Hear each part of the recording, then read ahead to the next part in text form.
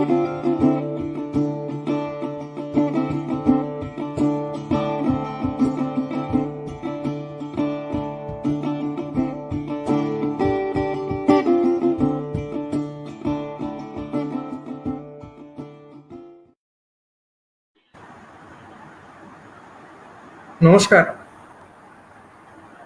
এই অবগাহন সাহিত্য পত্রিকায় আপনাদের সকলকে স্বাগত জানাই। অবগাহন সাহিত্য পত্রিকা আয়োজিত পরিক্রমা শিরোনামের যে আলোচনা চক্র আমরা আয়োজন করেছি, আজ তার অত্যন্ত গুরুত্বপূর্ণ একটি দিন। আপনারা জানেন যে আমরা রুশ সাহিত্যের নানাবিধ দিক নিয়ে ধারাবাহিকভাবে আলোচনা করার একটি পরিকল্পনা আমরা নিয়েছি। আজকে আমরা যে ব্যক্তিত্ব নিয়ে আজকের আলোচনা শিরোনাম আমরা রেখেছি, মহান মনীষী তথা ঔপন্যাসিককার, ছোট গল্পকার এবং একই সঙ্গে দার্শনিক ফিওদর মিখাইলোভিচ দস্তয়েভস্কি। আপনারা জানেন যে দস্তয়েভস্কির চর্চার ক্ষেত্রে বিশেষত আমাদের বাংলা সাহিত্য এবং সংস্কৃতির পরিসরে তেমন তো মানুষের দেখা মেলে না, কিন্তু অবগাহনের এটা অনেক বড় সৌভাগ্যের যে আমরা আমাদের সঙ্গে পেয়েছি যে মানুষটিকে বাংলা সাহিত্য এবং বিশ্ব সাহিত্যের তত্ত্ববিশ্ব পরিক্রমার একজন পুরোধা ব্যক্তিত্ব, প্রফেসর তপোধীশ ভট্টাচার্য। আমরা স্যারকে আবারও অবগাহনে স্বাগত জানাই। স্যার তার ব্যক্তিগত পর্যায়ে নানাবিধ অসুবিধার মধ্যে রয়েছেন, তবুও তিনি বারে বারে আমাদের নানাবিধ পরামর্শে এবং নানাবিধ পর্যায়ে তিনি আমাদের সঙ্গে থেকেছেন এবং এমন একটি গুরুত্বপূর্ণ আলোচনায় তিনি নিজেও বারে বারে এ প্রসঙ্গে আমাদের বিভিন্ন সময় বলেছেন যে যেহেতু দস্তয়েভস্কির ২০০ বর্ষ চলছে, তো তার সামগ্রিক সাহিত্য চর্চা এবং বেশ তার যে জনপ্রিয় উপন্যাসগুলো রয়েছে, যা এক কথাই বিশ্ব সাহিত্যে একটি আলাদা মাত্রা কোথাও সংযুক্ত করে, সেগুলো নিয়েও আলাদা আলাদা পর্যায়ে আমরা আলোচনা যে পরিসর সেটাও তৈরি করব আগামী দিনে। তো আমি আর কথা বাড়াবো না। ইতিমধ্যেই আমি দেখছি যে অধিবেশন এখনো আরম্ভ হয়নি, 5টা মতো কমেন্ট এসেছে। আসলে বহু প্রতীক্ষিত এই অধিবেশন। তো আমি স্যারকে অনুরোধ জানাই, স্যার আমরা আলোচনা শুরু করতে পারি এবং পরবর্তীতে কোনো রকম কোনো প্রশ্ন হলে সেটা আমরা আলাদা পর্বে নিয়ে নেব। আপনি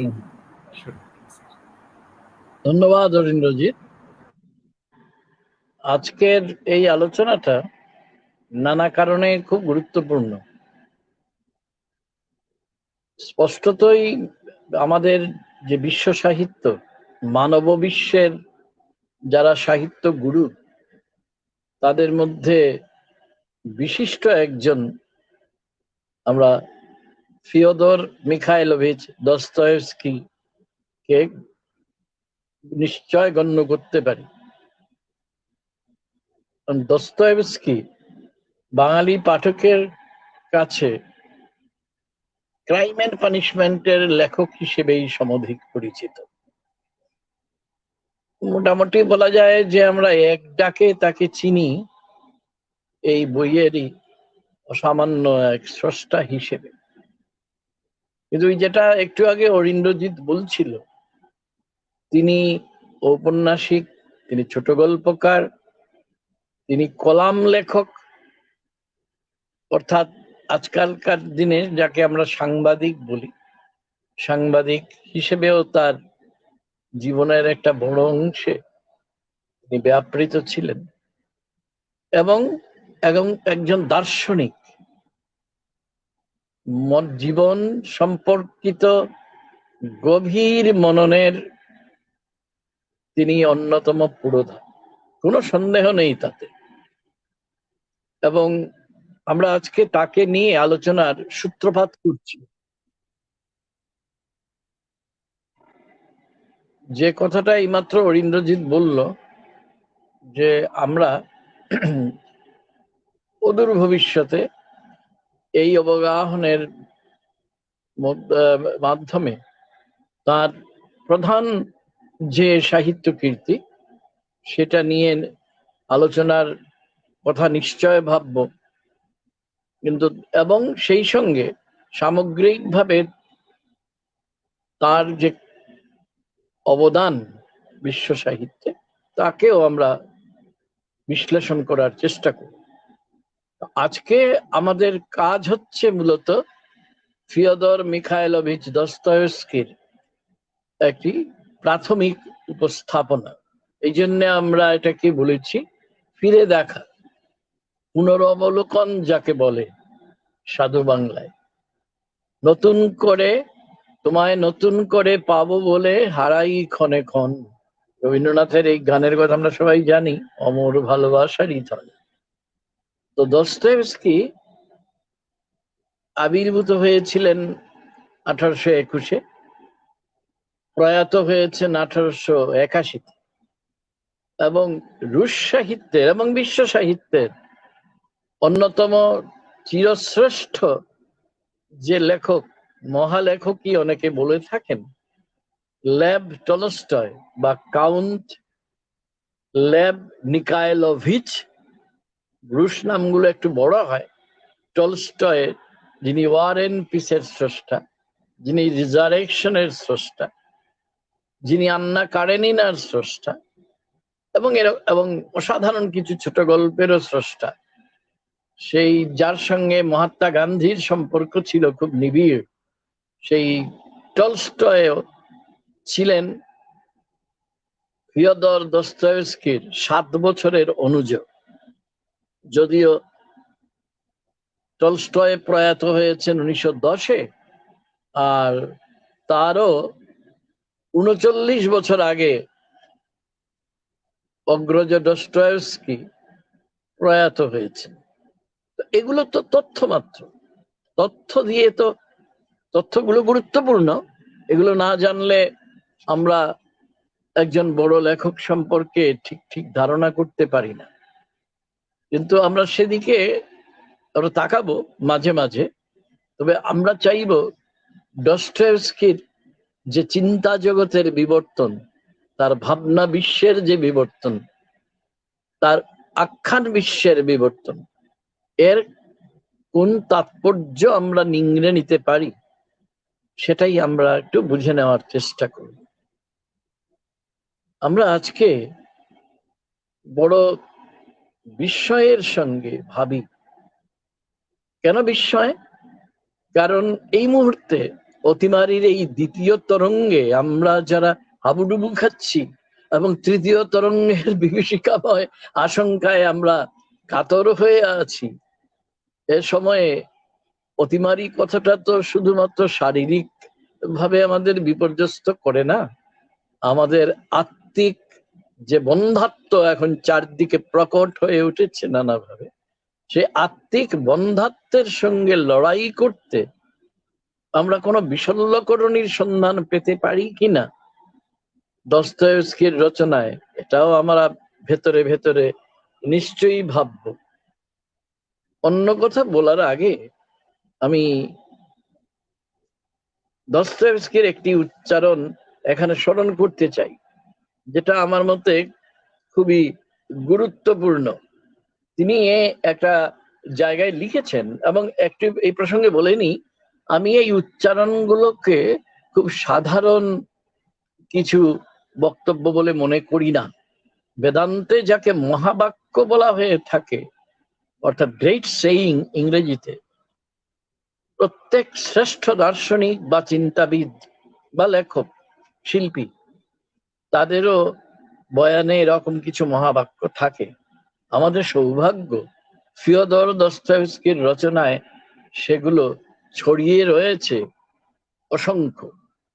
তিনি লিখেছেন, ম্যান ইজ এ মিস্ট্রি, মানুষ এক রহস্য, হুইচ হ্যাজ টু বি আনরেভেলড, যে রহস্যের অবগুণ্ঠন আমাদের মোচন করতেই হবে। And do not say you have been wasting your time if you have tried to unravel it all your life. সারা জীবন ধরে যদি তুমি মানুষের এই রহস্যকে মোচন করার চেষ্টা করে থাকো, এটা কখনো ভেবো না যে তুমি তোমার সময় নষ্ট করছো অন্য কাজে ব্যয় না করে। I am engaged in that since I want to be a man.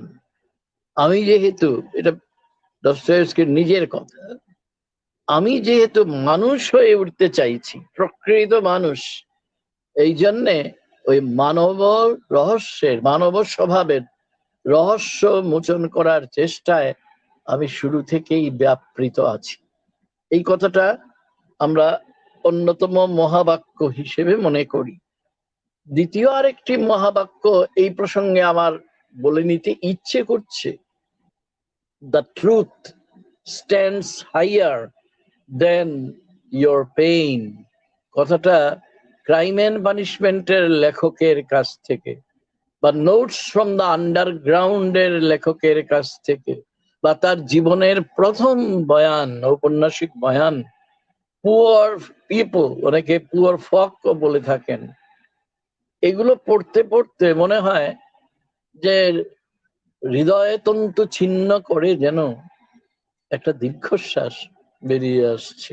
এই দীর্ঘশ্বাস বেদনার। কিন্তু দস্তয়েভস্কি কিন্তু এই মাত্র যে আমি পড়ে শোনালাম, বলছেন যে সত্য যে চিরকালই আমাদের বেদনা যতই দীর্ণ করুক, আমাদের বেদনা আমাদের যতই প্লাবিত করুক, তার চেয়ে অনেক উঁচুতে সত্যের অবস্থান। কোন সত্য? যা মানব সত্য। এই কথাগুলো তার চিঠিতে পাওয়া যায়। তার চিঠিগুলো 3 ভলিউমে 3 খণ্ডে বেরিয়েছে। ইংরেজি অনুবাদে আমি বলছি 3টে খণ্ডে বেরিয়েছে।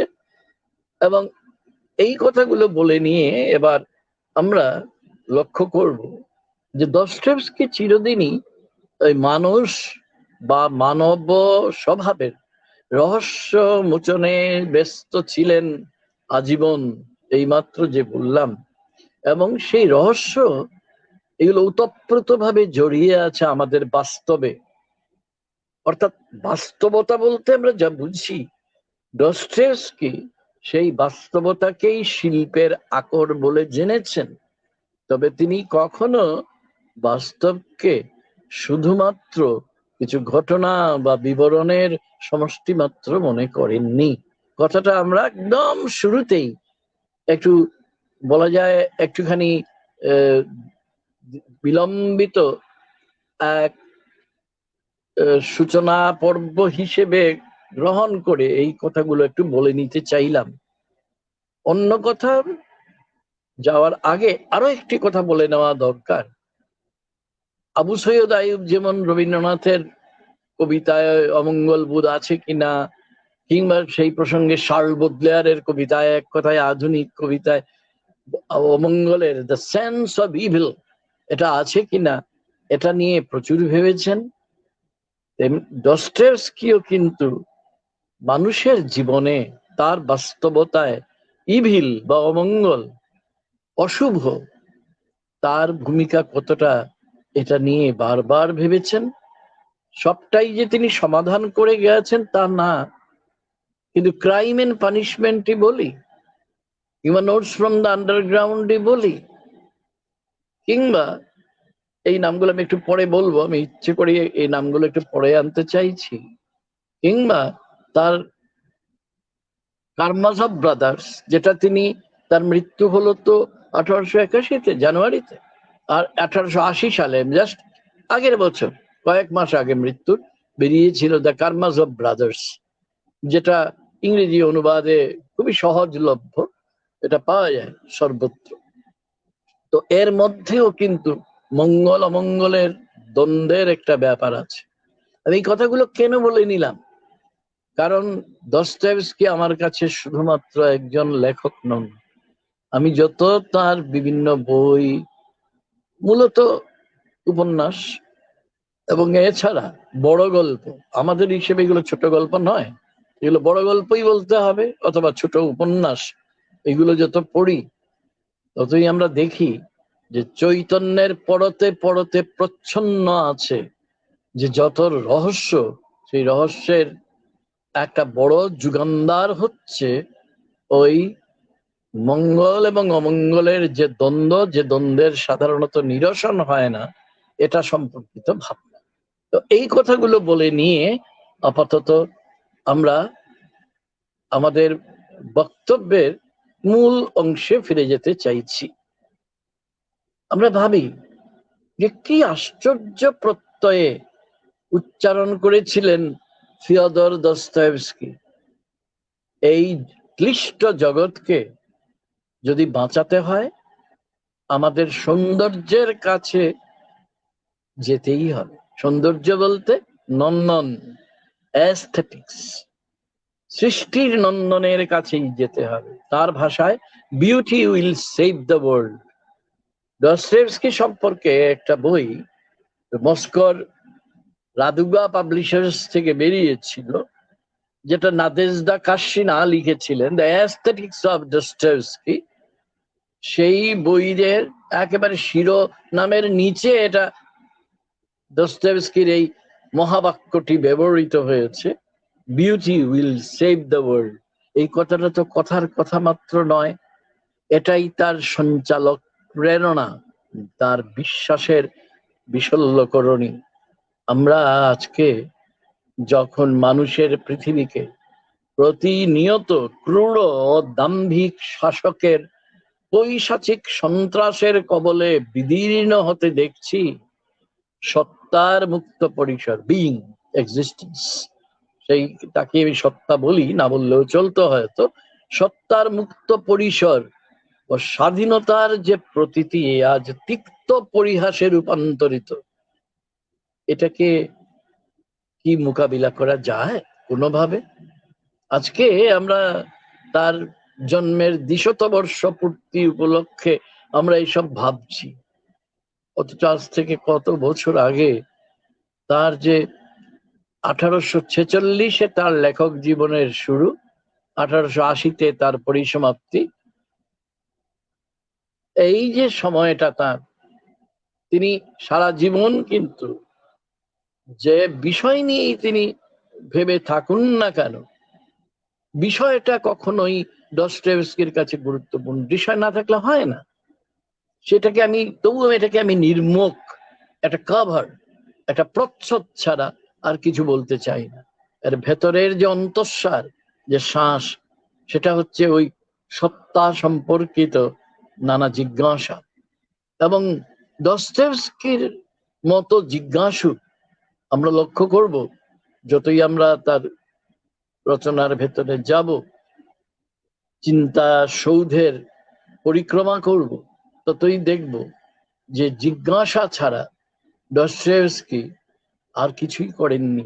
জিজ্ঞাসার উপরে জিজ্ঞাসা তিনি গেঁথে নিয়েছেন। তো ওই যে আমরা জেনেছি রবীন্দ্রনাথের কল্যাণে মানুষের উপরে বিশ্বাস হারানো পাপ, সেই আপ্তবাক্যে আস্থা আজকে প্রতি মুহূর্তে বিচলিত। কিন্তু কতদিন আগে, আমি শুরুতে একটু আগে যে পড়ে শোনালাম, যে দস্তয়েভস্কি লিখেছিলেন তার মহাবাক্য বলেও আমি বলেছি যে man is a mystery which has to be unravelled. মানুষ একটা রহস্য, মানুষ এটা অঙ্কের, যারা অঙ্কশাস্ত্রের অনুরাগী এখানে যদি দর্শকদের মধ্যে আছেন, তারা আমাকে আশা করি ভুল বুঝবেন না। আমি আসলে যেটা বলতে চাইছি যে জীবনটা অঙ্ক নয়, বরং অঙ্ককে বিনির্মাণ করেই জীবন এগিয়ে যায়। আর মানুষের জীবনে রহস্যের শেষ নেই, কারণ সেখানে কোনো অঙ্কই মেলে না। এবং এটা তিনি দেখিয়েছেন তার ক্রাইম এন্ড পানিশমেন্টের রাস্কলনিকভকেই ভাবি, অথবা তার পুয়ার ফোকের যে বেচারাই বলবো, বেচারা নায়ক। নায়ক শব্দটা বলতে আমার আজকাল খুব আপত্তি হয়, অন্য শব্দ খুঁজে পাচ্ছি না বলে সেটাই বলছি। তার যে নায়ক, ওই পুয়ার ফক বা পুয়ার পিপুলের যে, এবং এই উপন্যাস সম্পর্কে একটুখানি শুধু একটি বাক্য বলবো। এটা কিন্তু জীবনের প্রথম উপন্যাসে তিনি সবাইকে মাত করে দিয়েছিলেন। সে সময়ে রুশ সাহিত্যে বেলিনস্কি বলে একজন ভদ্রলোক, তার খুব প্রতিপত্তি ছিল ক্রিটিক হিসেবে, সমালোচক হিসেবে। তিনি দুহাত তুলে তাকে বন্দনা জানিয়েছিলেন, যেভাবে বুদ্ধদেব বসু জীবনানন্দকে বন্দনা জানিয়েছিলেন আমাদের বাংলা কবিতা, ঠিক তেমনি বেলিনস্কি। কিন্তু বুদ্ধদেব বসু আর জীবনানন্দের সম্পর্ক যেমন শেষ দিকে একটু অন্যরকম হয়ে গিয়েছিল, কারণ জীবনানন্দকে নির্জনতার কবি বলে সম্ভাষণ করেছিলেন যে বুদ্ধদেব, তিনি 60টি তারার তিমিরে এবং তার পরবর্তী জীবনানন্দকে সহ্য করতে পারেননি, এবং এটা প্রকাশ্যেই তিনি এটা আপত্তি জানিয়েছিলেন। ঠিক তেমনি পুয়ার ফকের পরে আরো যে কিছু লেখা লিখলেন, তাতে দেখা গেল তিনি যেটাকে যেভাবে ভাবছিলেন যে তিনি শুধু পারিবারিক উপন্যাস লিখবেন, অর্থাৎ সামাজিক উপন্যাস তাদের ভাষায়। আমি ব্যক্তিগতভাবে সামাজিক রাজনৈতিক উপন্যাস এইসব বিভাজনে বিশ্বাস করি না। কেন করি না সেটা নিয়ে আলাদাভাবে কথা বলতে হয়, আজকে থাক। তো তো তার মেলিনস্কির মতে যে সামাজিক উপন্যাস লিখছেন, এবং তার মধ্যে শুরু থেকেই যেটা আছে দস্তয়েভস্কির মধ্যে মনস্তত্ত্বের বিপুল যে তরঙ্গভঙ্গ, এটা তার খুব পছন্দ হয়েছিল। বলেছিল এইভাবেই আমরা চাই নতুন রুশ সাহিত্য গড়ে উঠবে। কিন্তু দস্তয়েভস্কি কি কারোর কথা শুনে চলবেন? জীবনানন্দ যেমন বুদ্ধদেব বসুর কাছে ঋণী হয়েও তার দেখানো পথ ধরে চলেননি, তিনি আত্মবিনির্মাণের পথে গিয়েছিলেন। দস্তয়েভস্কিও আগাগোড়া তাই করেছেন, এবং করার পরে যেভাবে বুদ্ধদেব বসু রেগে গিয়েছিলেন, ঠিক তেমনি বেলিনস্কিও দস্তয়েভস্কির উপর রেগে গিয়েছিলেন। কি ভারী মজার ব্যাপারগুলো আমরা লক্ষ্য করি। আসলে এটা মনে রাখতে হবে, আমাদের আপ্তবাক্য সবসময় কাজে লাগে না। যেহেতু সমকালীন ইতিহাস, নির্ধারিত অবস্থানই আমাদের জীবন সত্যের নিয়ন্তা, সাম্প্রতিক চূড়াবালির অবাধ বিস্তারের উপর দিয়ে বয়ে আসা আজকাল বিশেষ করে তথাকথিত আধুনিকোত্তরবাদ বা পোস্ট মডার্নিজমের সময়ে কাউন্টার ট্রুথ বা প্রতিসত্য, আমি এটাকে প্রতিসত্য বলি বাংলায়, এত বেশি তার বিস্তার আজকাল, বা পোস্ট ট্রুথ, অর্থাৎ ট্রুথ সত্য তো মারা গেছে। আমরা জানি 80-র দশকের শুরুতে একজন বিখ্যাত বা কুখ্যাত যাই বলি একজন পোস্ট মডার্ন চিন্তাবিদ, তারা বলেছিলেন যে এখন সত্য শেষ। তো যাই হোক, উত্তর সত্য বলি আমি বাংলায়, সেটার এইসব ধারণা নৈরাজ্য দিচ্ছে আমাদের জীবনে। ভারতীয়, আচ্ছা ভারতীয় থাক, আমাদের বাঙালি জীবনে আর্দ্রতা শুষে নেওয়া নৈরাজ্য নিয়ে এসেছে আমাদের জন্য। এর দ্বারা আমরা এখন আক্রান্ত আক্রান্ত এবং এইভাবে এই আক্রান্ত যে বেলাভূমিতে দাঁড়িয়ে আমরা কালান্তরের সাহিত্য পথিকদের কাছে কিভাবে পৌঁছাবো? গত 1881-তে তিনি মারা গেছেন, তারপরে আজকে 1921, আমি তার জন্মসনটা ধরছি না, ধরছি যেটা তার আমাদের থেকে বিদায় নেওয়ার ওই সময় 1881, সেই সময় থেকে কত বছর আমরা পেরিয়ে এলাম, তাই না? আমরা পেরিয়ে এলাম 150 বছর আসলে। তো সেই 150 বছরে পৃথিবী তো কম পাল্টায়নি, এত কালান্তর ঘটে গেছে। তাহলে আমরা কি চাই দস্তয়েভস্কির কাছে? এই প্রশ্নটা আসেই। 200 পূর্তি উপলক্ষে অরিন্দ্রজিৎ এবং তার এই অবগাহন যে আয়োজন করেছে, আসলে চাইছে কি? যে দস্তয়েভস্কির উপন্যাস, তার গল্প, তার গদ্যকৃতি, এগুলো আমরা কেন আলোচনা করব? যে 1917 সালের নভেম্বর বিপ্লবের পূর্ববর্তী রাশিয়ার মানুষই কেমন ছিল? বিবর্ণ ছিল না বর্ণময় ছিল? জটিলতা ছিল না জটিলতা ছিল না? বা সেই জটিলতারই বা স্বরূপটা কি? তারা কিভাবে জীবন সত্যকে দেখত? মানুষের সঙ্গে মানুষের সম্পর্কের মধ্যে নৈতিকতা, আলো ছায়ার কিংবা অন্ধকারের দ্বন্দ্ব, নৈতিকতা বা নীতিহীনতার দ্বন্দ্ব কিভাবে প্রকাশ পেয়েছে, এবং এটা থেকে কি আমাদের কোনো পাঠ নেওয়ার আছে? অর্থাৎ আদৌ কি কোনো প্রাসঙ্গিকতা আছে? ক্রাইম এন্ড পানিশমেন্টের রাস্কল নিকোবের নায়কের নাম, বা আমি নায়ক বলবো না, আমি তাকে বলি কেন্দ্রীয় কুশীলব, রাস্কল নিকোবের যে ক্রাইম এন্ড পানিশমেন্ট, সে যে যন্ত্রণার মুখোমুখি, সেই একটু আগে যে বললাম না যে যন্ত্রণা সত্য, ঠিক, কিন্তু যন্ত্রণার থেকে অধিকতর সত্য হচ্ছে জীবন সত্য। The truth stands higher than your pain, যেটা আমি একটু আগে পড়ে শোনালাম। এই যে কথাটা আমাদের মনে পড়ে, এসব কথা মাথায় রেখে যেসব জিজ্ঞাসা আমাদের মনে জাগে, সেসব জিজ্ঞাসার প্রত্যুত্তর যোগ্যতা, এটা মিখাইল বাখতিন খুব বলতেন, আর আমরা সবাই জানি। এর প্রসঙ্গে আমি পরে আসবো, বা আজকের দিনে যদি না কুলোয় আরেকদিন বলবো। সেটা হচ্ছে যে আমরা সবাই জানি মিখাইলোভিচ বাখতিন টলস্টয়ের তুলনায়, অপ্রতিতুলনায় ডস্টয়েভস্কিকে দ্বিবাচনিকতার, ডায়ালজিজমের অনেক বরেণ্য যে প্রবক্তা বলে মনে করতেন।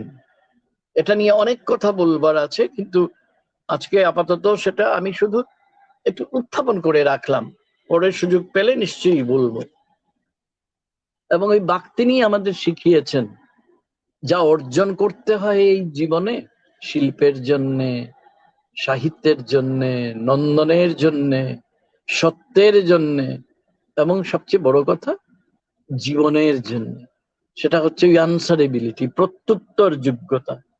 তো সেই প্রত্যুত্তর যোগ্যতা আমরা অর্জন করেছি কিনা তা বোঝার জন্যও তো আমাদের দস্তয়েভস্কির ওই আখ্যান বিশ্বে আমাদের ফিরে যেতে হবে, এবং তার কথা বিশ্ব পর্যটনে আমাদের বেরিয়ে যেতে হবে।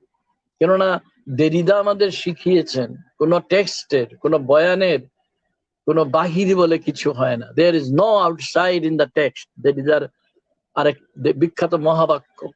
সুতরাং বাইরে কিছু খুঁজতে হবে না, যা খুঁজবো তার বয়ানের ভেতরেই খুঁজবো। রুশ সমাজের সময়ে গ্রথিত যে সত্য, যা ছিল তখন, যে রিয়েলিটির কথা আমি একটু আগে বলেছি, যে রিয়েলিটিকেও কিভাবে পর্যবেক্ষণ করতেন, আমাদের কিভাবে ভাবতেন দস্তয়েভস্কি, সেই রিয়েলিটি দিয়েই তো গাঁথা তার ডিসকোর্স, তার প্রতিবেদন। তার মানে কিভাবে তিনি নির্মাণ করেছেন তার প্রতিবেদন, তার নির্মিতি প্রকরণে, তার নান্দনিক যে সংহিতা, তাতে জীবন সত্যের বহুমাত্রিক বিচ্ছুরণে ওই সময় এবং পরিসরের মধ্যে আন্দোলিত সত্যই তো প্রকাশ পায়। এক কথায় বাস্তবটা, লেখকের যে ছাকনিটা আছে তার প্রতিভার মধ্যে, সেই ছাকনির মধ্য দিয়ে সেটা চলে আসে লেখার পাতায়, অর্থাৎ এক কথায় প্রতিবেদনের বিভিন্ন পৃষ্ঠায়। প্রাথমিক তথ্য হিসেবে আমরা ইতিমধ্যে উল্লেখ করে নিয়েছি যে এবছর, মানে এই 2021-এ বিশ্ব সাহিত্যের অন্যতম পুরোধা কথা শিল্পী ফিওদর মিখাইলোভিচ দস্তয়েভস্কির জন্ম 200 পূর্তি হচ্ছে, এবং যার জন্ম হয়েছিল 1821-এর 11 নভেম্বর, আর তিনি আমাদের ছেড়ে চলে গিয়েছিলেন 1881-র 9 ফেব্রুয়ারি। দুদিন আগে, মানে 7 ফেব্রুয়ারিতে তার মস্তিষ্কে প্রবল রক্তক্ষরণ হয়, এবং তখনকার দিনে চিকিৎসাও ছিল না, এবং দুদিন পরেই তিনি পৃথিবী ছেড়ে চলে যান। তো এমনি বলে রাখলাম আর কি জিনিসটা। তো আজকের দিনে আমরা কি দেখতে পাই, এই পৃথিবীটা আত্মহনন প্রবণ, বিশেষ করে আমাদের বাঙালি সমাজ তার সত্যনত্ব জ্ঞান বিবর্জিত হয়ে আত্মহননে সচেষ্ট। বহুধা বিভাজিত আমরা, সেই বহুধা বিভাজিত বাঙালি সমাজের পড়ুয়া হয়ে আমরা তাৎপর্য সন্ধানে কিভাবে ফিরে তাকাবো তার কথা বিশ্বের দিকে, এটাই তো সবচেয়ে জরুরি বিষয়। কারণ আমরাও তো চাই মানুষের পুনরাবিষ্কার, যে মানুষ আক্রান্ত আজকে নানাভাবে, তো আক্রান্ত বলে সেইটাই কি তার একমাত্র একমাত্র মাত্রা, ডাইমেনশন যাকে বলে ইংরেজিতে? না মানুষের একটা গভীর উপলব্ধির ক্ষেত্র আছে কিছু? আমরা তো দেখবো যে দস্তয়েভস্কি দ্বিবাচনিকতার দর্পণের মধ্য দিয়ে, ডায়ালগের মাধ্যমে তিনি সেই মাত্রায় পৌঁছতে পেরেছিলেন কিনা। এই বাকস্থপতি হিসেবে তিনি অসামান্য। তার নোটস ফ্রম দ্য আন্ডারগ্রাউন্ড আমি গতকালই ওই খুঁজতে খুঁজতে এতে দেখলাম, বিখ্যাত এক এক অভিনেতা, নোটস ফ্রম দ্য আন্ডারগ্রাউন্ড কিন্তু প্রোজ, নাটক নয়, এবং এটা এক ধরনের মনোলগ। সেটাকে তিনি রূপান্তরিত করেছেন একটা নাটকে। কি অসাধারণ অভিনয়! দেখে আমি আপ্লুত হয়েছি, এটা ইউটিউবে পাওয়া যাবে। তো এই notes from the underground, notes from the আন্ডারগ্রাউন্ডের কথা অনেক যারা দস্তয়েভস্কির দার্শনিক চিন্তা ভাবনা নিয়ে ভাবেন তারা বারবার উল্লেখ করেন। এটা আমরা ইচ্ছে করলে শুনে নিতে পারি, ইংরেজিতে, রুশ ভাষায় নয়। তো এই যে জীবন জিজ্ঞাসু দার্শনিক, তিনি একটা নতুন একটা চিন্তা বীজ দিয়েছিলেন, আন্ডারগ্রাউন্ড ম্যান। হঠাৎ শুনলে ইংরেজিতে বোঝা মুশকিল। অর্থাৎ এক কথা, আমি বাংলা করেছি, আমি একটা বড় প্রবন্ধ লিখছিলাম, শেষ হয়নি এখন, আরো কিছুদিন লাগবে, ওই দস্তয়েভস্কি নিয়ে লিখছি আর কি। তো আমি তার মধ্যে নাম দিয়েছি তার বাংলায় গুহায়িত মানব। যে মানুষ নিজেকে সব সময় গুহায় লুকিয়ে রাখে, সবকিছু থেকে নিজেকে সরিয়ে আনে। প্রশ্ন হচ্ছে কেন, কি করছে সেটা তো গুরুত্বপূর্ণ যতই হোক, এর চেয়ে বেশি গুরুত্বপূর্ণ হচ্ছে কেন করছে এই মানুষটা এরকম। এর জন্য কি তার সমাজ দায়ী, তার মনস্তাত্ত্বিক কোনো বিভ্রম দায়ী, তার জীবনের কোনো ঘটনা প্রবাহ দায়ী, নাকি আরো অন্য কিছু? এই প্রশ্নের উত্তর আমরা একবারে তো পাবো না, বারবার যেতে হবে দস্তয়েভস্কির মধ্যে। শুধু মনে রাখবো, 19 শতকের রাশিয়ায় সামন্ততন্ত্রের পাঁজর থেকে ব্যক্তি চেতনা যখন উদ্ভূত হওয়ার প্রতীক্ষায়, সেই দ্বন্দ্ব বিক্ষুব্ধ সামাজিক, রাজনৈতিক, আত্মিক আবহ মন্থন করেই দ্বিবাচনিক নন্দন চেতনার জন্মদাতা হিসেবে দস্তয়েভস্কির আবির্ভাব হয়েছিল। এর চেয়ে বিস্ময়ের আর কি আছে? দস্তয়েভস্কির লেখা আমরা যত পড়বো, যে মানুষটা বলেছিলেন ম্যান ইজ এ মিস্ট্রি, আমি একটু দুবার আমি পড়ে শুনিয়েছি ইতিমধ্যে, এবং দ্যাট হ্যাজ টু বি আনরেবেলড, এই রহস্যের গুণ্ঠন আমাদের মোচন করতে হবে। এবং এই যিনি মানুষের অস্তিত্বকে তো রহস্যময় বলে ভাবেন, তিনি তো অনিবার্যভাবে গুহায়িত মানুষের একটা প্রকল্প তৈরি করেন। তো জীবন জিজ্ঞাসার একটা মাত্রা নেই, তার এই আশ্চর্য মাত্রিকতা যেটা, সেটাকে আখ্যানের শিল্প প্রকরণে যিনি রূপান্তরিত করেছিলেন, আসলে তিনি অতলান্ত আমাদের এই বাস্তব, যে বাস্তবকে আমরা দেখছি আপাতভাবে, এটাকে কি আমরা সত্যি চিনি না। তাই দস্তয়েভস্কিকে বলতে হয় অভিযাত্রী, দস্তয়েভস্কিকে বলতে হয় আবিষ্কারক। আবিষ্কারকের মতো তিনি অতলান্ত বাস্তবের গভীরে আমাদের নিয়ে গেছেন, এক হিসেবে যেন এক ইন্দ্রজাল নির্মাণ করেছেন তিনি। মানুষের পরাজয়ের তো শেষ নেই, মানুষ আর কত জয় লাভ করে, জীবনে তো পরাজয়ের মাত্রাই অধিক। তবু স্খলনে, পতনে, ভ্রান্তিতে, উত্তরণে যে মানুষ অনন্য, তার কথা লিখতেই তো ক্লান্তিহীন ছিলেন দস্তয়েভস্কি। তিনি মোট 11টি উপন্যাস লিখেছিলেন, এবং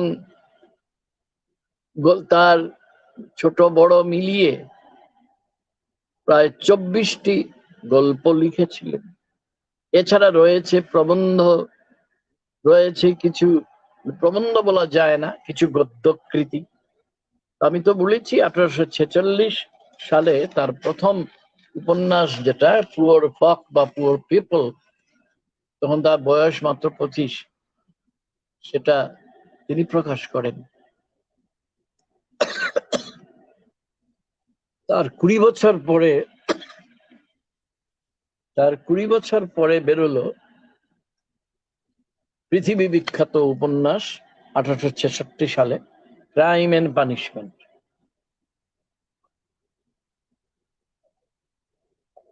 তারও 3 বছর পরে অর্থাৎ 1869 বেরোলো দ্য ইডিয়েট। আর আগেই বলেছি তার মৃত্যুর মাত্র কয়েক মাস আগে 1880 সালে বেরোলো দ্য কারমাজভ ব্রাদার্স। এই 3টে বইয়ের জন্যই তিনি পৃথিবীর পাঠকদের মধ্যে বেশি পরিচিত। আর একটু আগে আমি মিখাইল মিখাইলোভিচ বাখতিনের কথা বলেছি, যিনি উপন্যাসকে নান্দনিক দ্বিবাচনিকতার শ্রেষ্ঠ নিদর্শন বলে ভাবতেন, এবং এই জন্য আগে বলেছি আমি যে দোস্তয়েভস্কির রচনাকেই তিনি তার আদর্শ বলে ভেবে নিয়েছিলেন। তো রুশ সাহিত্য এবং বিশ্ব সাহিত্যের এই সর্বজনমান্য যিনি ঔপন্যাসিক, ওয়ার এন্ড পিস, রিজারেকশন, আন্না কারেনিনার লেখক যে লিও টলস্টয়, তা তিনি, আমি আগেই বলেছি, যেটা অন্য আরেকটা দিনের জন্য থাক, আমার একটা প্রিয় মাথা ইদানিং ওই দস্টয়েভস্কি নিয়ে ভাবতে ভাবতে আমার এসেছে একটা চিন্তা, যেটা আমি হয়তো কখনো লিখবো, মানে ইচ্ছে আছে আর কি, লিখবো, না লেখা হলে তো আর বলা যায় না। একটা হচ্ছে টলস্টয়ের রিজারেকশন আর ক্রাইম এন্ড পানিশমেন্ট, যেটা 1866 সালে বেরোলো। দস্টয়েভস্কি এই দুটোর একটা নিবিড় প্রতিতুলনা আমি হয়তো করব। আমার পড়তে পড়তে মনে হয়েছে যে নেখলিউজভ যে অসামান্য এক নায়ক, বা নায়ক বলা যায় না, প্রতিনায়কও বলা যেতে পারে, সে হচ্ছে গিয়ে টলস্টয়ের রিজারেকশনের। সেও এক ধরনের পাপ এবং তা থেকে খ্রিস্টীয় নৈতিকতার অর্থে প্রায়শ্চিত্ত করার কথা ভাবে। আর সেটা তো একেবারে 19 শতকের শেষ দিকে 3বারের চেষ্টায় টলস্টয় সমাপ্ত করেছিলেন রিজারেকশন। 1899-তে গিয়ে সেটা শেষ হয়েছিল, বেরিয়েছিল 1900 সালে। সে যাই হোক, তো আর নেখলিউজভ অর্থাৎ কিনা এই রিজারেকশনের নেখলিউজভ, সে কি আমাদের ক্রাইম এন্ড পানিশমেন্টের যে রাসকলনিকভ, তারই একটা পরবর্তী কোন সম্প্রসারণ? এই প্রশ্নের উত্তর চট করে দেওয়া মুশকিল, কিন্তু এটা নিয়ে একটু ভাবতেই হবে আমাদের। আপাতত আমি আরো দু একটি কথা, মানে যা শুনছেন তাদের জন্য বলছি। 1846 সালে যেমন তার প্রথম উপন্যাস বেরোলো, ওই পুয়ার ফক বা পুয়ার পিপল, ওই একই বছর 1846-এ বেরোলো তার বড় গল্প দ্য ডাবল। আরেকটি বড় গল্প মিস্টার প্রকারচিন। 1847 সালে বেরোলো দ্য ল্যান্ডলেডি নামে বড় গল্প। আর 1848-এ বেরোলো হোয়াইট নাইটস। অনেকেই বলেন হোয়াইট নাইটস এর মতন এত রোম্যান্টিক, এত গীতি কবিতার মূর্ছনায় ভরপুর গদ্য রুশ সাহিত্যে নাকি আর লেখাই হয়নি। হোয়াইট নাইটস, সেই হোয়াইট নাইটস বেরিয়েছিল 1848-এ। 1848-এই বেরিয়েছিলেন অনেস্ট থিফ এবং a Christmas tree and a wedding, a faint heart. এটাও খুব মজাদার একটি বই। এর 1 বছর পর 1849-এ বেরোলো, আমার জন্মের ঠিক 100 বছর আগে, এ লিটল হিরো এবং নেটস্কা নেজবনভা, এটাও বড় গল্প।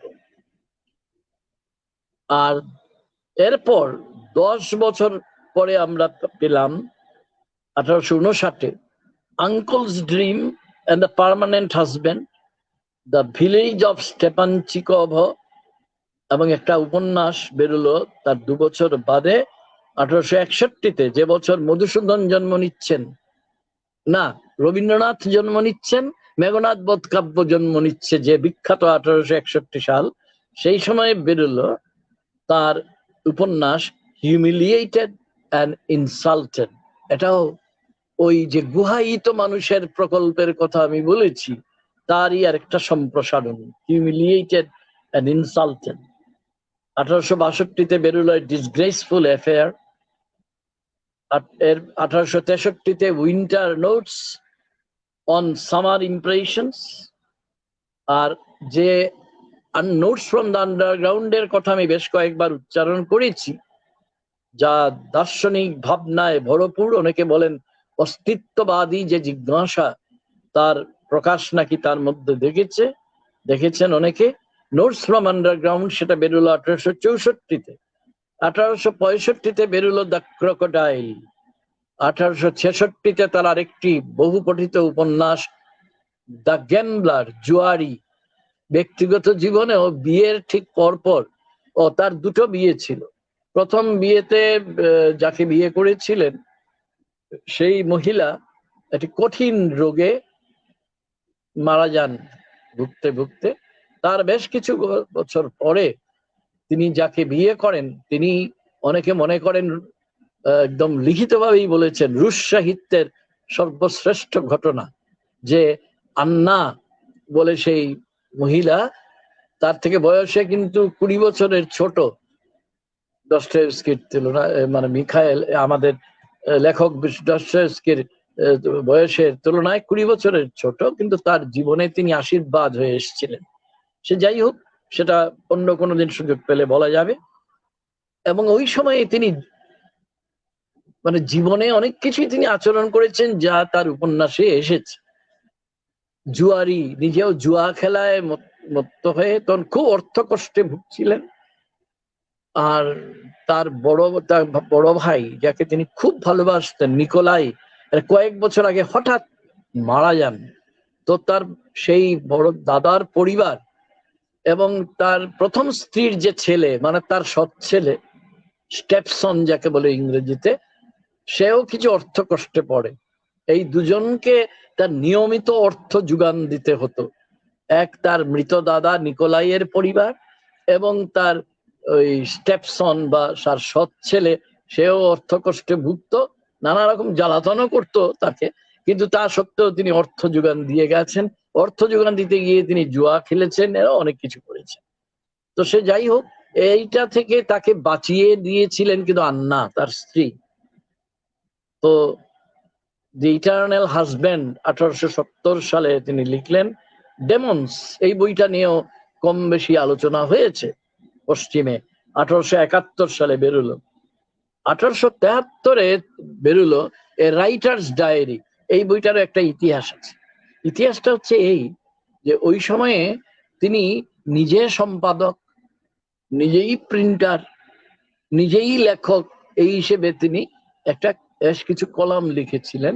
এবং পরে একসঙ্গে ওই অনেকটা আত্মজৈবনিকও বটে, ঠিক সেরকম নয়ও, মানে আমরা বলতে পারি সেটা আত্মগত এবং যেটা বস্তুগত তার একটা বিচিত্র সমন্বয়। কিন্তু এ রাইটার্স ডায়েরি ডস্টয়েভস্কিকে বোঝার জন্য ভীষণ জরুরি। এটা 1873 সালে বেরিয়েছিল। একটা ছোট উপন্যাস বেরোলো সেই বছরই, 1873-এ, বোবক। আর এর 2 বছর পরে আরেকটি উপন্যাস দ্য র ইয়থ, 1875-এ। এ জেন্টল ক্রিচার, এটা বড় গল্প, 1876 সালে বেরোলো। দ্য পেজেন্ট মেরি, এটাও বড় গল্প, 1876-এ। The beggar boy of Christ Christmas tree, সে বছরই বেরোলো, 1876-এ। The dream of a ridiculous man বেরোলো 1877-এ। আর তার 3 বছর বাদে, মানে তার মৃত্যুর আগের বছর বেরোলো দ্য গ্র্যান্ড ইনকুইজিটর নামে যে বড় গল্প, সেইটে। আর আমরা জানি তিনি বেশ কবছর ধরেই দ্য কারমাজভ ব্রাদার্স লিখছিলেন, সেটাও 1880-তে বেরোলো। এই যে আমি তার রচনাগুলোর মূলত প্রধান অপ্রধান কয়েকটি রইল, এগুলো দরকার নেই, যারা গবেষণা করতে চান তারা নিশ্চয় দেখবেন। তো এই মূলত প্রধান রচনাগুলোর কথা আমি উল্লেখ করলাম। লেখক জীবনের প্রারম্ভিক পর্যায়ে দস্তয়েভস্কি রুশ সমাজের ব্রাত্য ও বিপর্যস্ত যে বর্গ, সমাজের নিচে তোলার দিকে সাধারণত নজর পড়ে না কারোরই, কিন্তু দস্তয়েভস্কির নজর পড়েছিল। অথচ দস্তয়েভস্কি ঠিক নিচু তলার মানুষ তো ছিলেন না। অভিজাত টলস্টয় যেমন কাউন্ট টলস্টয় সামন্ততান্ত্রিক যে সমাজ তারই প্রতিনিধি ছিলেন কোনো কোনো অর্থে, দস্তয়েভস্কি কিন্তু সেই বর্গের মানুষ ছিলেন না। কিন্তু তা না হলেও তিনি ব্রাত্য এবং বিপর্যস্ত বর্গের জীবন যুদ্ধ প্রকাশে তিনি চিরকালই অত্যন্ত নিষ্ঠাবান। যাদের নিরালোক আক্রান্ত অস্তিত্ব জুড়ে শুধু হতাশা, শুধুই পরাজয়ের গ্লানি, তাদের মর্মযন্ত্রণা অনুভব করার সামর্থ্য সব লেখকের তো সমানভাবে থাকে না। তো এদের মধ্য দিয়ে বাকতিনের বলে নেওয়া যে কার্নিভালের ব্যাপারটা, সেটা বীজাকারে আছে কিনা এটা হয়তো আমাদের ভেবে দেখতে হবে। এক্ষুনি আমি বিষয়ে কিছু ভাবিনি, তাই এর বিষয়ে আমি কিছু বলছি না। কেননা আমরা জানি যে অতিশয় সংক্ষেপে বলতে গেলে কার্নিভালে কি ঘটে, যা সমাজের বা ইতিহাসের নিচুতলায় থাকে তারা চেষ্টা করে উপরে চলে আসতে, আর যারা উপরে থাকে যাদের এমনিতে পারা যায় না, তাদের টেনে নামানো আখ্যানে এইরকম ব্যাপারটা ঘটে। সেটা ঘটেছে কিনা এটা একটু পরীক্ষা করে দেখতে হবে। কিন্তু আমার মনে হয় যে বাকতিনের কার্নিভাল তত্ত্বটা একটু মাথায় রাখলে মন্দ হয় না। স্বয়ং টলস্টয় তার অগ্রজ লেখকের এই যে মর্ম যন্ত্রণা অনুভব করার শক্তি কজন বুঝতে পারে? কার যন্ত্রণা কে বুঝতে পারে? কেউ না। এবং এই যন্ত্রণার উপলব্ধি করার ক্ষমতাতেই একজন লেখক সত্যিকারের অর্থে লেখক হয়ে ওঠে।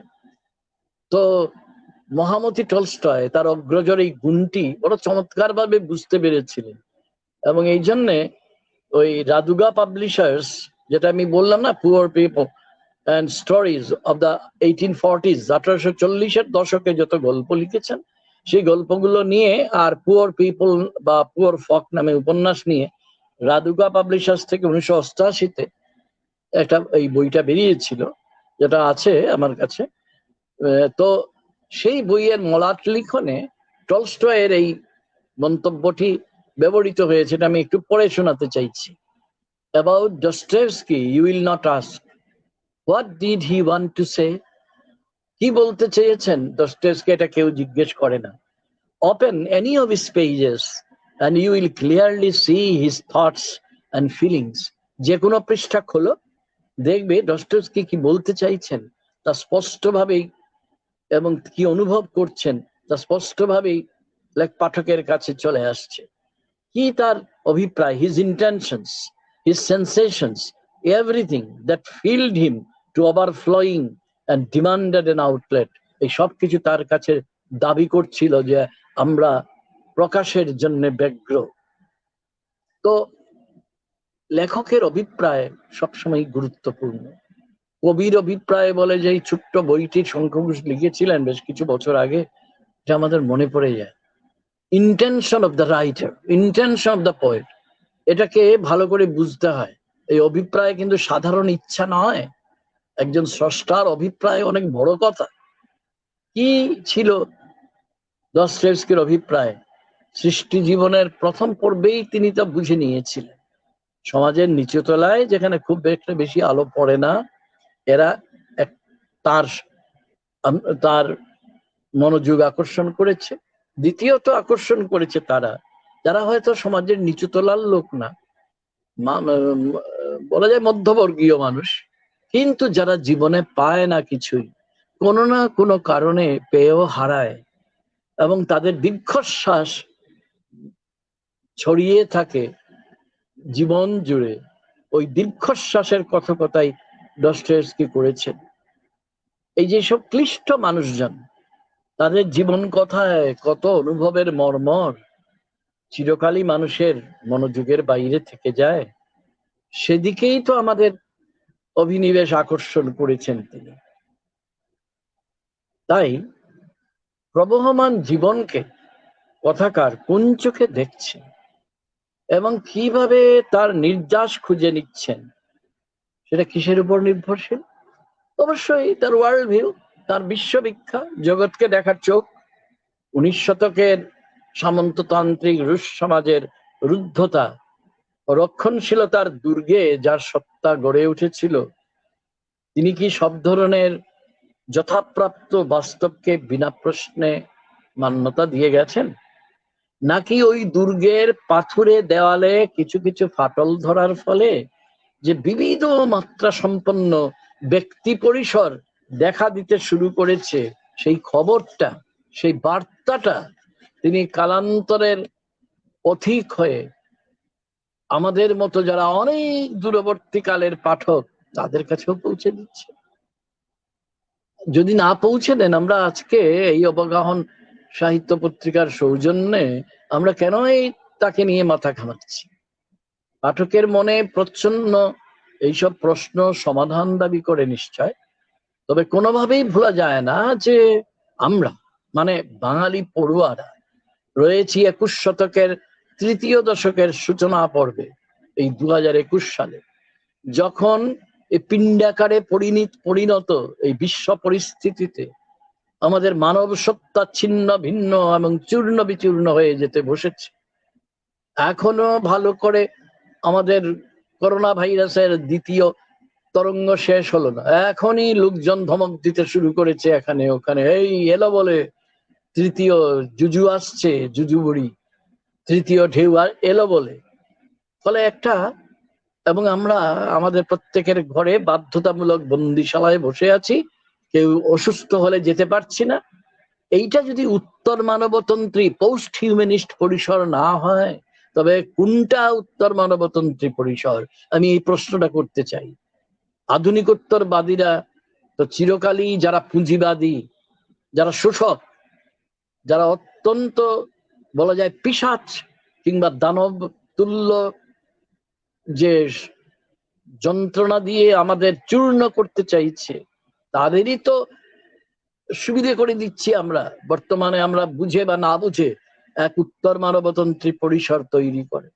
অথচ এই দস্তয়েভস্কি যেখানে অন্ধকার সেখানেও তিনি আলো খুঁজেছেন। এই দস্তয়েভস্কি আমাদের বারবার মনে করিয়ে দিয়েছেন যে দেখো হে, মানুষ এক চিরকালীন রহস্য, সেই রহস্যকে মোচন করার চেষ্টা করো। তো আমি যদি মানুষের উপর বিশ্বাস হারিয়ে ফেলি, আমি যদি উত্তর মানবতন্ত্রী পরিসরে নিমজ্জিত থাকি, তাহলে মানুষকে আমি রহস্য মনে করতে যাব কেন? এই প্রশ্নের তো একটু মীমাংসা আমরা নিজেরাই করে নেওয়া উচিত নয় কি? না হলে তো আধুনিকোত্তরবাদী ভাবনা সন্ত্রাস, সন্ত্রাস তো শুধু মিলিটারি আর পুলিশ দিয়ে হয় না, আজকাল অবশ্য এর বাইরেও অনেকে করে। যেমন বলা যায় যে মিডিয়া নামক যে সন্ত্রাসী একে তৈরি হয়েছে এখন, যাদের একমাত্র কাজ হচ্ছে যারা সিংহাসনে বসে আছে তাদের পক্ষে দাঁড়ানো। তারা প্রতিনিয়ত কাউন্টার ট্রুথ, যা সত্য নয় প্রতিসত্য, শুধু মিথ্যা বলে তাই না, যা কাউন্টার ট্রুথ মানে আমি যেটাকে একটু আগে বলেছি প্রতিসত্য, সেটা উৎপাদন করে। তারা আমাদের পোস্ট ট্রুথের চূড়াবালির দিকে টেনে নিয়ে যায়, পোস্ট ট্রুথের দিকে নিয়ে যায়। তাহলে এইরকম একটা বিপন্ন সময়ে দাঁড়িয়ে দস্তয়েভস্কির এই মানবসত্তা আবিষ্কার কি আমাদের কোনো শিক্ষাই দেয় না? এই প্রশ্নটা আসুন আমরা সবাই নিজেদেরই করি। এই সময়ে কম বেশি 160 বছর আগেকার রুশ সমাজ ব্যবস্থায় যে সমাজ সত্য অহরহ উৎপাদিত হতো, যে নৈতিকতা রুশ সমাজকে চালিত করত, যে নন্দনের সংহিতা তখন তৈরি হচ্ছিল নানা জায়গায়, শুধু তো দস্তয়েভস্কি আর এই টলস্টয় নন, কিছু বছর আগে পরে গোগল ছিলেন, চেকভ ছিলেন, পুশকিন ছিলেন, এবং ছিলেন গোর্কি, ম্যাক্সিম গোর্কি। এইরকম একটা পরিসরেই তো। এবং তাদের জন্য কম বেশি একই রকম তো পরিস্থিতি ছিল, কিন্তু তারা কি তাৎপর্য খোঁজা ভুলে গিয়েছিলেন? মানুষের তাৎপর্য, কার তাৎপর্য? মানুষের তাৎপর্য। সেই মানুষের তাৎপর্য খোঁজা যদি আজকে আমরা অতিমারির দ্বারা কবলিত সময়ে ভুলে যাই, তাহলে ডস্টয়েভস্কি পড়বো কেন? এই জন্যই পড়বো যে আমাদের যে মানুষের পুনরাবিষ্কারটা খুব জরুরি বিষয়, এটাকে বুঝে নেওয়ার জন্য দস্তয়েভস্কির সাহিত্য কৃতির উপযোগিতা এইখানে। তার প্রাসঙ্গিকতা কোন দৃষ্টিভঙ্গিতে বিচার করব, এরও উত্তর এইখানে। গত 2 শতাব্দীতে রুশ সমাজ যেমন বিস্ময়কর ভাঙাগড়ার মধ্য দিয়ে নিজেদের বহুমাত্রিক ইতিহাসকে আকপাশতলা পাল্টে নিয়েছে, তেমনি বাঙালির সাহিত্য প্রতীতিও তো এক জায়গায় নেই। আমাদের মধ্যে রবীন্দ্রনাথ নেই, আমাদের মধ্যে জীবনানন্দ নেই, কালের নিয়মেই নেই, ছিলেন কালের নিয়মেই ছিলেন, এবং তারপরও আমাদের বাঙালির অখণ্ড অবিভাজ্য বাঙালি সত্তাকে চূর্ণ বিচূর্ণ করে দিয়েছে যে বাঙালির চিরশত্রু যারা তারা, এবং আজকে তারা সংগঠিত আর বাঙালিরা অসংগঠিত। এই জন্য আমাদের সাহিত্য প্রতীতি, আমাদের যেমন আঞ্চলিক অভিঘাত টানাপোড়েন, বৈশ্বিক অভিঘাতের টানাপোড়েনের দিকে আমাদের বারবার আমাদের নজর আকর্ষণ করছে। তো এটাও এক ধরনের দ্বিবাচনিকতা নয় কি? ডায়লগ তো শুধুমাত্র বইয়ের পাতায় নেই, ডায়লগ তো আছে সমাজে, ডায়লগ তো আছে আমাদের মধ্যে। আর আমাদের তো আবিষ্কার করার মতো চোখ যদি না থাকে তাহলে তো আরই মুশকিল। তাহলে প্রকৃত পাঠক দস্তয়েভস্কি সেই মানুষটি হতে পারে যে এই ভাঙা গড়ার মধ্য দিয়েও দ্বিবাচনিকতার অনন্ত প্রক্রিয়াকে উপলব্ধি করতে পারে। যে পারে না, দস্তয়েভস্কি কেন, কোন সাহিত্যই তার জন্য কিছু না, কিন্তু আমরা তো তারই লাগি কান পাতি আছি, তাই না? আমরা তো তার জন্যই বসে আছি, সেই মনোযোগী পড়ুয়ার জন্য।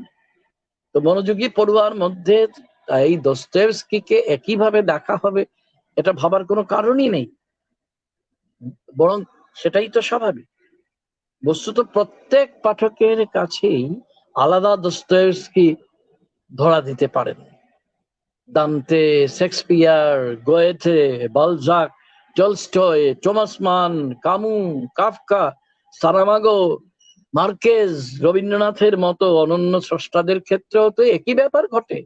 এটা আমাদের বুঝতে হবে। তো দস্তয়েভস্কির মতো সার্থক কথাকারের সৃষ্টিও সমস্ত পাঠকের কাছে একইভাবে তো ধরা দেবে না, দিতে পারে না। আমি ওই বললাম ক্রাইম এন্ড পানিশমেন্টের রাস্কলনিকভ, কিংবা দ্য ইডিয়টের সেই বিচিত্র নায়ক, সে তার নির্যাস পর্বে পর্বান্তরে ভিন্ন ভিন্ন পাঠক প্রজন্মের দ্বারা স্বতন্ত্রভাবে আলোচিত হয়েছে, বিশ্লেষিত হয়েছে। কেননা সমস্ত সার্থক বয়ানের গভীরেই নিহিত থাকে তাৎপর্য প্রতীতির বিচিত্র সব অবতল। দস্তয়েভস্কি মানবিক অস্তিত্বের অজস্র রহস্য, তার কৌণিকতার উপর আমাদের দৃষ্টি ফেরাতে চেয়েছেন 1846 থেকে 1880 পর্যন্ত, অর্থাৎ এক কথায় তার লেখক জীবনের প্রথম থেকে শেষ দিন পর্যন্ত।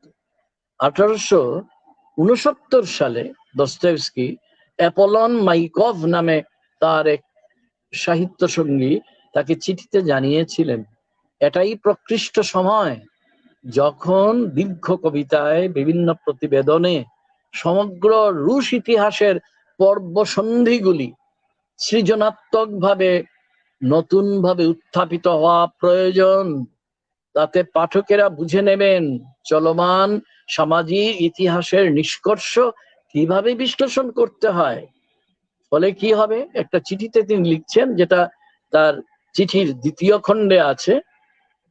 তিনি বলছেন they will be more than poems, যা রচিত হবে, এই যে কবিতা, সময়ে চিহ্নিত কবিতা, সময়ে চিহ্নিত গদ্য, সময়ে চিহ্নিত নাটক, তারা কি হবে? They will be more than poems, more than a literary pursuit. They will be scholarly works, sermons, endeavors, চেষ্টা চেষ্টা চেষ্টা।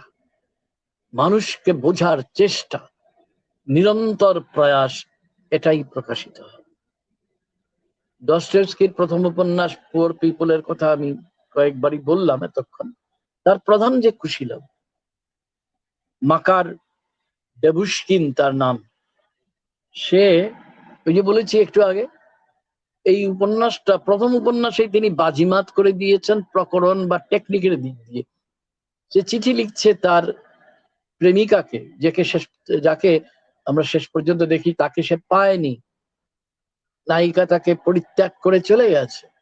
যে দীর্ঘশ্বাসের কথা আমি একটু আগে বলেছি, এই দীর্ঘশ্বাসে মর্মরিত হয়েছে শেষ চিঠিগুলি। তো সে যাই হোক, ওই চিঠির মধ্যে নানা কথা আছে।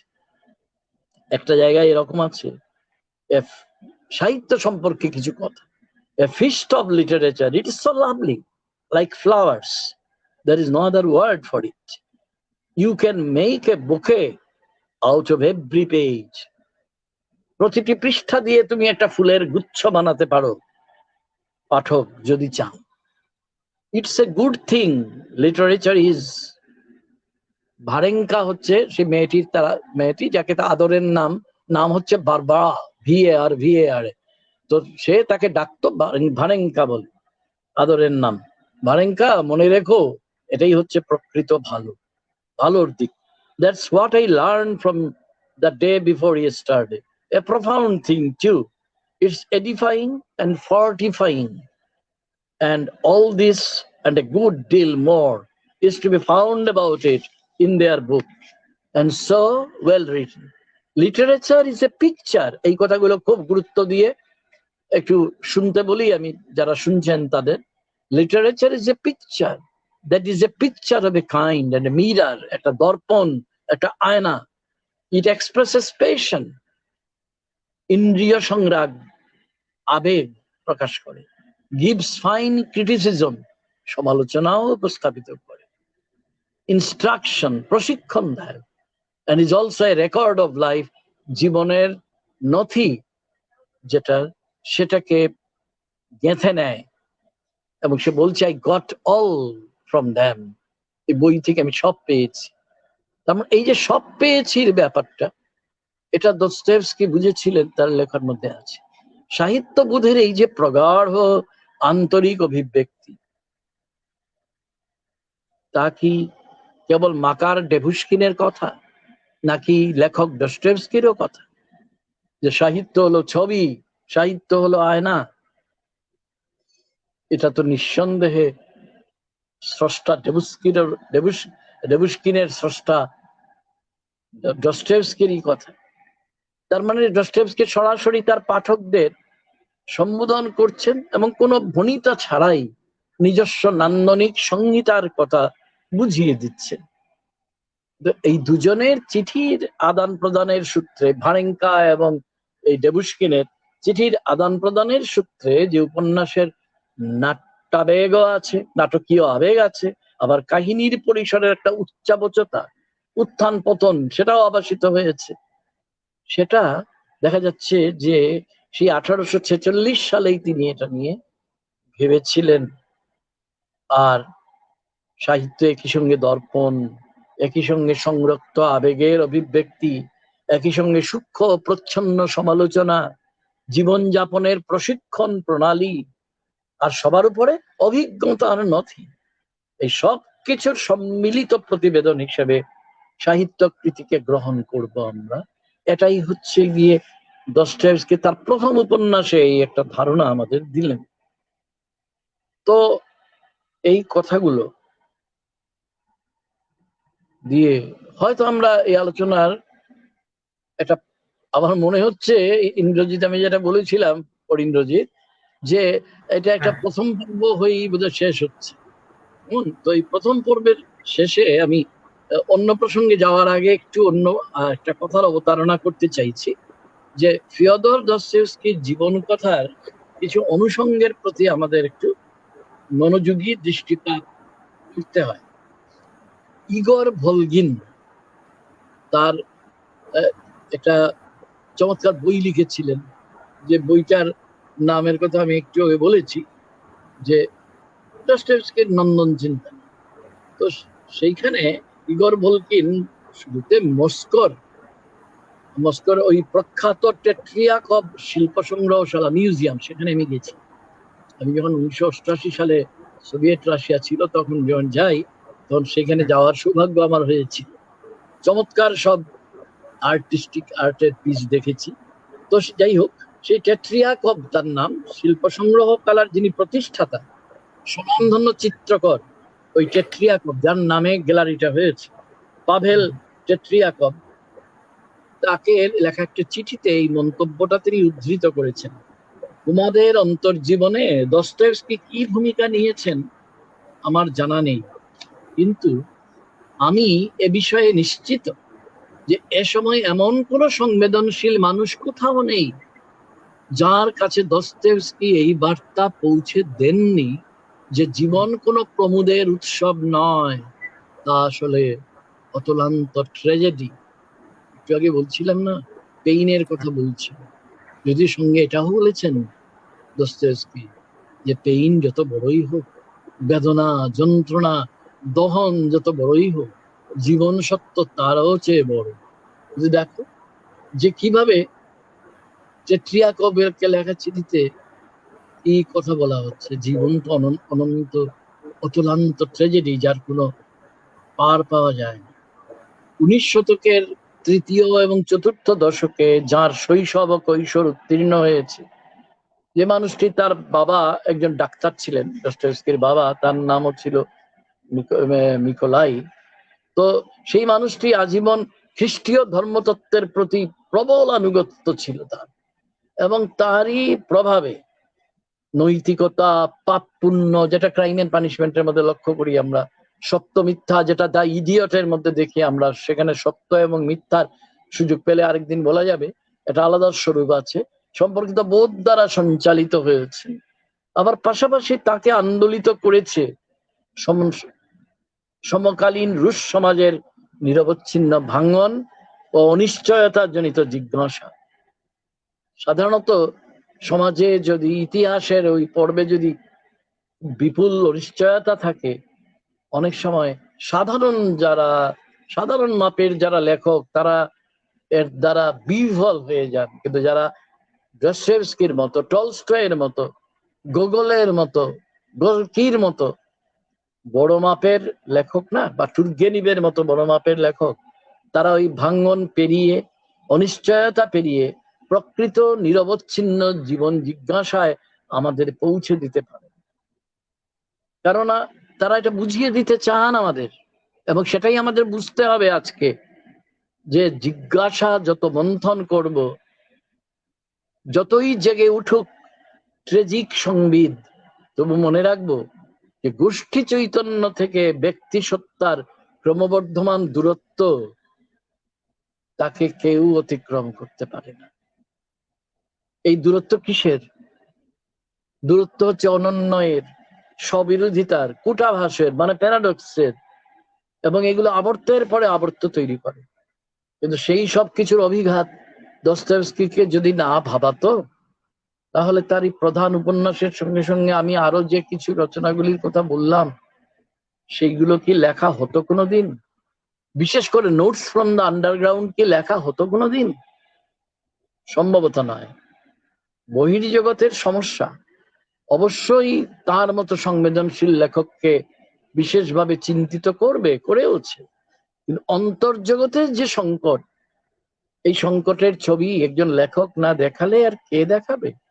তো সেই প্রেক্ষিতটা মানব বিশ্বের কল্যাণ ও কল্যাণের সঙ্গে জড়িত। এটা কেবল ব্যক্তির উত্থান পতন, ব্যক্তির জয় পরাজয়, ব্যক্তির ভালো মন্দই নয়। ব্রাদার কারমাজভে, দা ইডিয়টে, ক্রাইম এন্ড পানিশমেন্ট এত বড় মাপের লেখা হিসেবে যে সবার দ্বারা স্বীকৃত হলো, এর কারণ হচ্ছে ওইখানে যেখানে বহির্জগতের সমস্যা আর অন্তর্জগতের সংকট পরস্পরের সঙ্গে দ্বিবাচনিকতার সূত্রে, ডায়ালগের সূত্রে সম্পৃক্ত হয়ে আছে, এবং তাই জীবন পথিককে বারবার আরো গভীরে অবগাহন করতে প্রাণিত করে। নইলে ক্রাইম এন্ড পানিশমেন্ট আমরা কেন পড়বো? কেন পড়বো আমরা দ্য ইডিয়ট? কেন পড়বো আমরা দ্য কারমাজভ ব্রাদার্স? কিংবা নতুন করে কেন ভাববো the notes from the underground নিয়ে? তো এই একটা প্রশ্ন বা প্রশ্নোচ্ছলে উত্তরের একটা একটা গ্রন্থনা করে আমি আপাতত আজকে এখানে থামছি। স্পষ্টতই এটা আমরা আজকে একটা হয়তো অরিন্দ্রজিৎ এবং এই অবগাহনকে বিপন্ন করে আমরা একটা প্রথম পর্ব মাত্র সূচনা করলাম। কিন্তু আমার মনে হয় যে এটাই বোধহয় ভালো হবে যদি আমরা পর্বে পর্বে একটু কখনো সময় পাই এবং এটার ভিতরে আমরা ঢুকি। তো আপাতত এই পর্যন্তই আমি বললাম। অরিন্দ্রজিৎ কেমন? স্যার, স্যার আমাদের আমাদের মনে হয় যে এই বিপন্নতার ভাষ্যই তো আমাদের একভাবে তৈরি করে দিয়ে গেছেন তার আলোচনায়, তার নির্মাণ কার্যে। আমরা এখানে কৃষ্ণপ্রিয়দার দুটো মতামত এবং দুটো প্রশ্ন পেয়েছি। আমি সেগুলো একটু দ্রুত পড়ে নিই।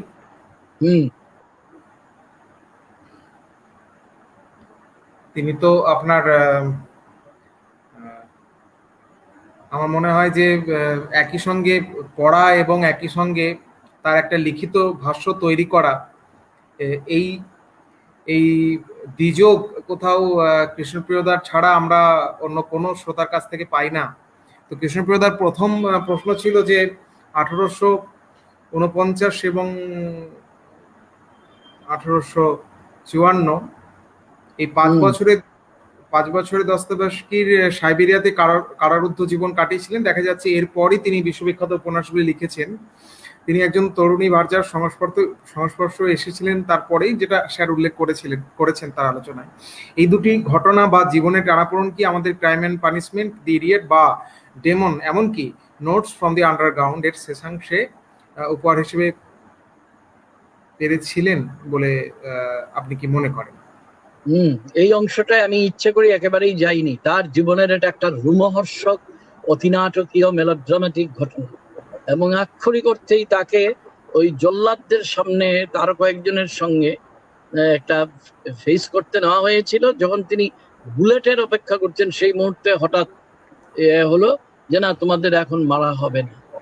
এই যে অভিজ্ঞতা একজন সংবিদ সম্পন্ন, সংবেদনা সম্পন্ন একজন লেখকের মনে যে কত বহুমুখী প্রতিক্রিয়া তৈরি করে, সেটা কেবল নোটস ফ্রম দ্য আন্ডারগ্রাউন্ডে নয়, সেটা ক্রাইম এন্ড পানিশমেন্টেও নয়, সেটা রয়েছে আরেকটা বইতে যেটার কথা আমি উল্লেখ করেছি কিনা আমার মনে পড়ছে না, যে notes from the dead house, এই নামটা অবশ্য ইংরেজিতে অন্য নামে অনুবাদ হয়, যে নরক থেকে বলছি, মৃত নগরী থেকে বলছি, বাংলায় এরকম একটা করা যেতে পারে।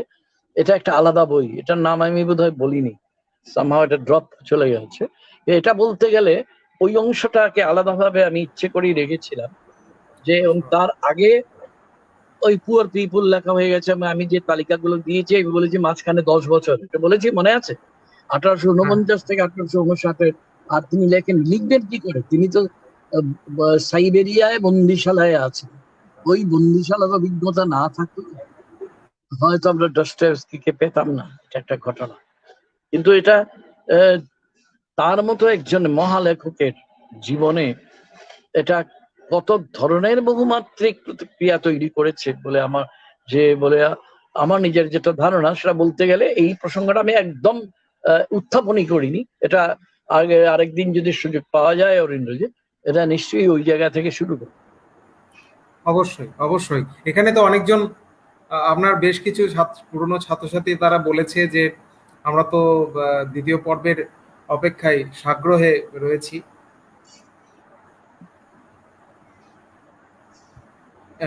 আচ্ছা আচ্ছা আচ্ছা। নন্দিনী বসু বলছেন যে কিন্তু এই ঘটনা নাকি বাস্তবে ঘটেনি, তার মৃত্যুর মুখ থেকে ফিরে আসা। আমরা তো বিভিন্ন ভাবে তার যে ঘটেছে এরকম ঘটেছে, আমি যতটা ইয়ে থেকে পেয়েছি, নন্দিতা দিকে বলছি। হ্যাঁ, এটা খুব ইন্টারেস্টিং। এর পুরো ব্যাপারটাই তিনি বানিয়েছেন এটা সম্ভবত নয়।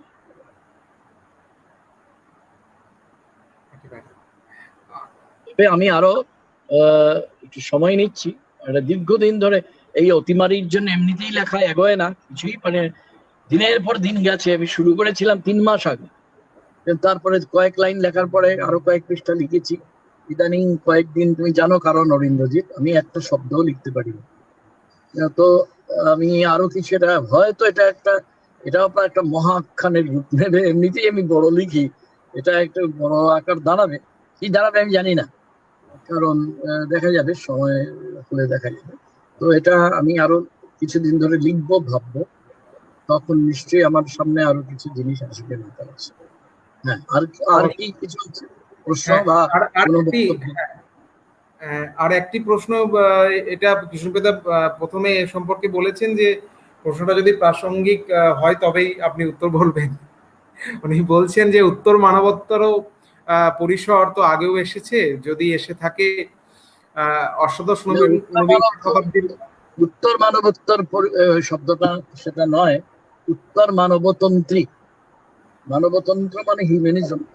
উত্তর মানবতন্ত্রে দুবার উত্তর হবে না, তাহলে এটা একটা আরেকটাকে নিগেট করে দেবে।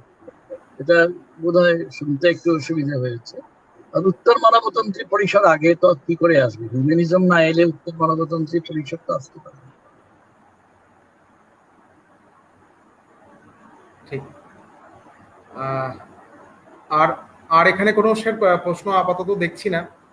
তো আমরা তো পরের, এবং এখানে একজন লিখেছেন যে আমাদের যে বিশ্ব সাহিত্য পরিক্রমার ক্ষেত্রে আমরা যাতে পরবর্তী আরো ফরাসি দার্শনিক নিয়েও ভাবি। এখানে মার্শাল প্রুস্তর কথা উনি উল্লেখ করেছেন, তো আমরা চেষ্টা করব। হ্যাঁ, মার্শাল প্রুস্তের কথা উল্লেখ করেছেন। আচ্ছা, আমরা পরবর্তীকালে সেই নিয়ে আমরা তো শুরু করলাম, আরো বোধহয় অন্তত 2টো পর্ব লাগবে। 2টো পর্ব লাগবে অবশ্যই। অরিন্দ্রজিৎ যদি ভয় না পায় তাহলে আরো 2টো পর্ব করা যাবে। আমরা না, অবশ্যই, বিশেষ করে আমরা বিষয়টাই এমন। হ্যাঁ, আমরা তো তার কয়েকটা উল্লেখযোগ্য বই নিয়ে, ক্রাইম অ্যান্ড পানিশমেন্ট নিশ্চয়ই বলা উচিত। ক্রাইম অ্যান্ড পানিশমেন্টটা খুব জটিল। হ্যাঁ হ্যাঁ, মাল্টি লেয়ার্ড, অনেক স্তর তার। এইগুলো এই জন্যে আপাতভাবে একটা অর্থ নিশ্চয়ই যে কেউ পেতে পারে, কিন্তু এই বইয়ের মধ্যে জটিলতা আছে প্রচুর। এমনকি দ্য ইডিয়টেও কম জটিলতা নেই, প্রচুর জটিলতা আছে। একদম। এবং নোটস ফ্রম আন্ডারগ্রাউন্ডটাও আলোচনা আন্ডারগ্রাউন্ড অবশ্যই একটা আলাদা মনোযোগ দাবি করে। ঠিক আছে, সে তোমার সঙ্গে আলোচনা করে ঠিক করা যাবে কিভাবে আমরা এটা নিয়ে ভাবতে সাজানো যায় পরবর্তী পর্বগুলো। হ্যাঁ, ঠিক আছে, ঠিক আছে। এবং এখানে যারা দর্শক আছেন, এখন অবধি যারা আছেন, যাদের দেখছি, তাদের উদ্দেশ্যে জানিয়ে রাখি, আমরা অরুণা ভট্টাচার্য স্মারক বক্তৃতা, তার শতবর্ষ স্মারক বক্তৃতার আয়োজন করছি আগামী 22শে জুন। তার প্রথম পর্বের অনুষ্ঠান হবে। আমরা বিস্তারিতভাবে তার ফেসবুক পোস্ট আজকেই আমাদের যে অনলাইন পেজে দেবো, এবং ধারাবাহিকভাবে সেই অনুষ্ঠান আমরা বক্তৃতা পর্ব আমরা আয়োজন করব। আমরা চাই যে আপনারা সেই অধিবেশনে আমাদের সঙ্গে থাকবেন। তো আজকে আমি আর কোনো প্রশ্ন এখানে দেখছি না। তো স্যারের অনুমতি নিয়ে এবং স্যারকে আবারও কৃতজ্ঞতা জানিয়ে আমরা আজকের মতো আমাদের অনুষ্ঠান এখানেই শেষ করছি। ঠিক আছে অরিন্দ্রজিৎ, এবং যারা বইলেন শেষ অবধি, দেখলেন এবং শুনলেন, সবাইকে ধন্যবাদ। ঠিক আছে, এলাম। হ্যাঁ স্যার।